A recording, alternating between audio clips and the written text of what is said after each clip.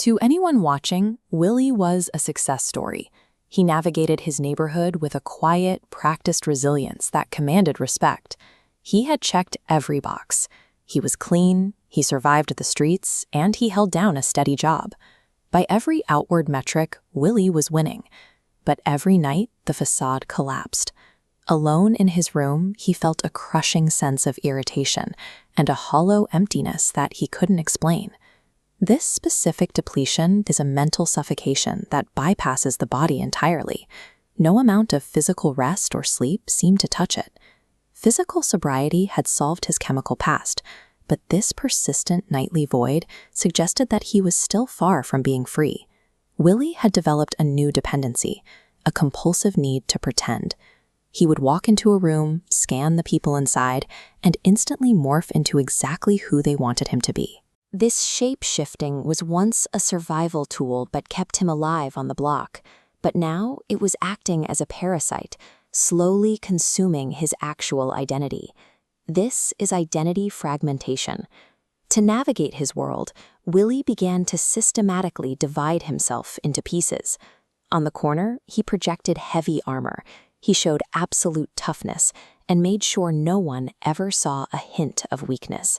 At church, he spoke the language of faith with ease.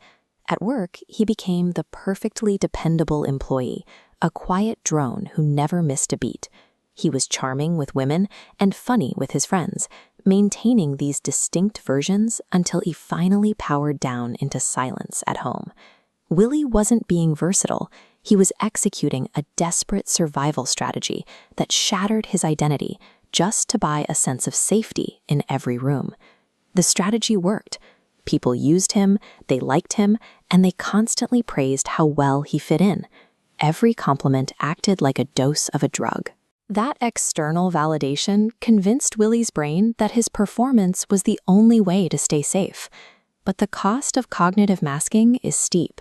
As the graph of external praise spikes, the psychological energy required to manage a dozen different realities drains to zero. In reality, nobody in his life actually knew him. They were only meeting the curated, managed versions he allowed them to see.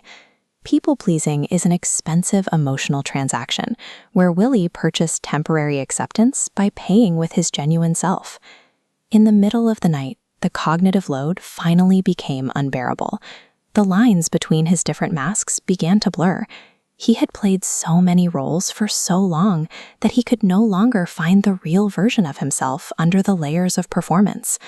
Willie was surrounded by people who loved his masks, making him completely isolated in plain sight. Willie knew how to be accepted.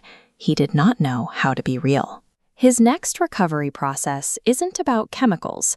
It's a detox from the addictive need to manage the comfort of everyone around him. This requires him to drop the survival armor and risk the one thing he feared most, the disapproval of the room. Surviving the streets required Willie to hide. Truly living requires him to step into the light as his unvarnished, authentic self.